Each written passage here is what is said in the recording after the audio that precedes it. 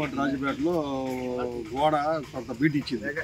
అన్ని చోట్ల 300 తిరువురు 300 మొత్తం భూకంపం సంభవించిందండి. దీనివల్ల ప్రజలు భయపడతాయి, బయటకు వచ్చేసి పరుగులు పెట్టారు. చాలా వరకు పిల్లల్లో ఉండలేక తిరువురు చరిత్రలో భూకంపం అనేది ఎవరి చూడటమే జరుగుతుంది.